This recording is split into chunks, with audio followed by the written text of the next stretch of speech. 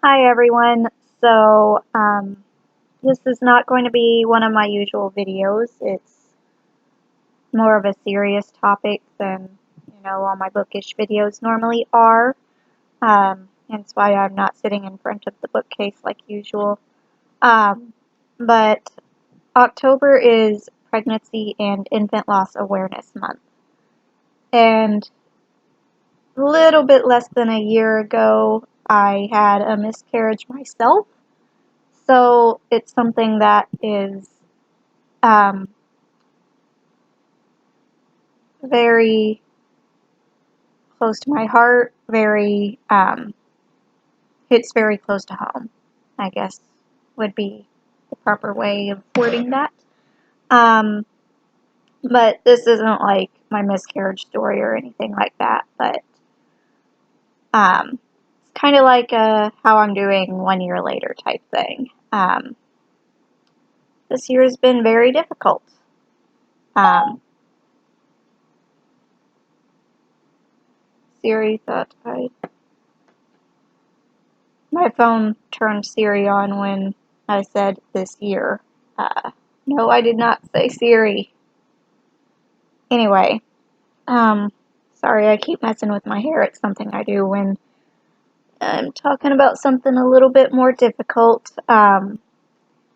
As much as it helps to talk about things like this, in that moment it is very, very hard. Um, so I commend anybody that makes a video or a Facebook post or anything like that talking about this because it's difficult. It makes you almost have to relive the same memories over and over again, which even almost a year later, I'm waking up from nightmares from my own experience. Um, so I'm pretty sure I might have PTSD. I probably need to talk to a therapist or something about that, but yeah. Um,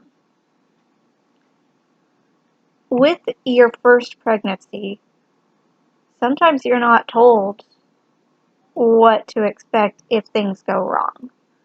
I didn't know the symptoms of a miscarriage other than bleeding. Um, I didn't know that you are basically in labor until you pass everything. Um, and I didn't know that sometimes you may need surgery to clear your body out completely. Now, I had the option to take a medication to kind of like finish everything off, but I didn't want to sit around and wait. I wanted it to be over. So I opted for having a DNC, which is, it's still surgery, but it's, I guess, more minor because they release you that same day as long as you're able to tolerate food and water and all that. Um, do not go on a 1 mile walking trail looking at jack-o'-lanterns the day after you have that, because the next day after I went to the jack-o'-lantern spectacular in Louisville, I woke up in a lot of pain. Almost went back to the ER, but took some Tylenol, put my heating pad on my belly, and just laid in bed all day. Um, so, yeah. So far everything is going great with my current pregnancy. I am 24 weeks. Open up my pregnancy tracking app. Yes, 24 weeks and 4 days. So I can feel the baby moving around in there. I am having a girl this time. I did get to find that out. I still don't know what my first baby was because it was so early. I miscarried at 6 weeks, so you can't really tell unless you get blood work, but I'd opted out of like the genetic screening because I figured what they're screening for, you have a 50-50 chance of that happening anyway, so yeah. Um, they also don't really tell you how anxiety inducing going through a miscarriage and then getting pregnant again is. Um, I've had panic attacks with every little twinge or discomfort anytime I think, oh, I might be bleeding, but it turns out just to be discharge. It sends me into like a mini panic attack, where that's all I can think about. Um, so yeah, and it's something very, very common, but has always been looked at as more taboo. Um, Recently, there have been more women actually talking about it because it is something that needs to be talked about. It's estimated that 1 in 4 pregnancies end in miscarriage, and I've gone through one. And as soon as I found out I was pregnant this time, I told my husband, if I lose this one, I cannot do that again.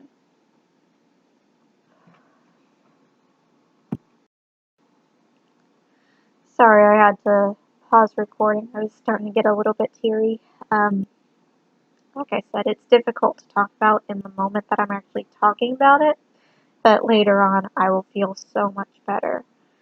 Um, Originally I kept thinking, oh, I'll do the video on the anniversary of my miscarriage, which is October 25th. Um, but the more I started to think about it, the more I thought that it felt like I was just procrastinating, and I don't want to procrastinate something this important. Um, but yeah, it's been a weird year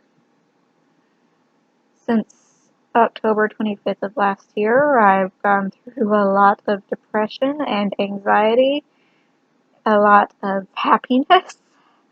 Um, but yeah, I remember coming home from the hospital just a couple days after we left for the ER, and I remember standing outside just thinking, I don't want to go back inside. I don't want to go in. Um, because last time I had been inside my apartment, it was very traumatic. Um, After we got released from the hospital and sent home, we spent the night with my parents. So, yeah.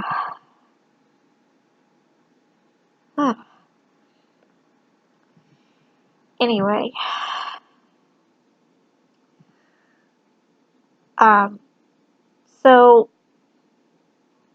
I didn't really have like anything planned to say other than just talking about this because it is something that needs to be talked about. Women need to be more forthcoming, and yes, talking about it as hard as it is in the moment, it helps so much. But yeah, oh, did not mean to start getting teary-eyed or anything. Anyway, trying to think what else to say. So I'm not just sitting here on the couch rambling to my laptop. I am filming on my laptop rather than my Nikon. I just didn't want to drag out the tripod and all that. Um,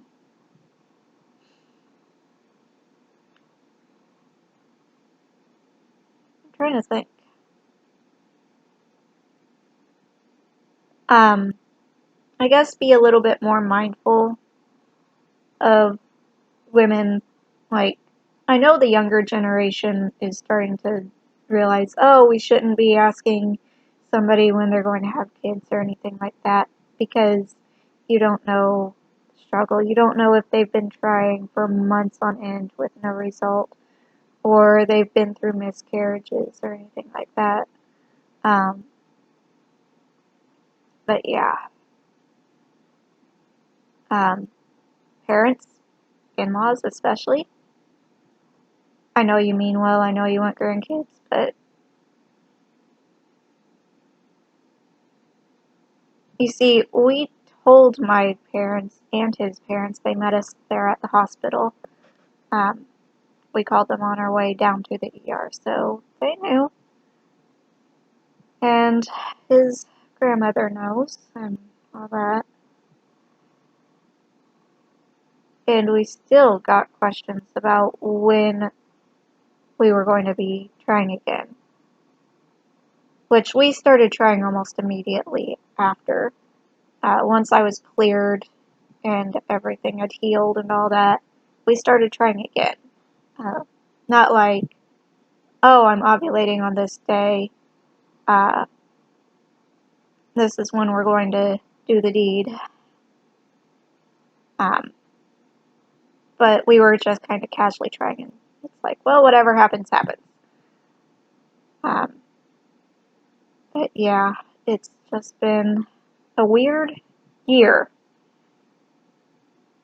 And, yeah. So anyway, that is it. This is a short video. I know I'm looking at the timestamp and it's less than 12 minutes. But yeah. I will have my analysis on Albus Dumbledore up in hopefully the next couple weeks when I actually get around to actually writing out my notes, because there's a lot of stuff that you can learn about Dumbledore just going back through all 7 Harry Potter books, and then of course watching Crimes of Grindelwald.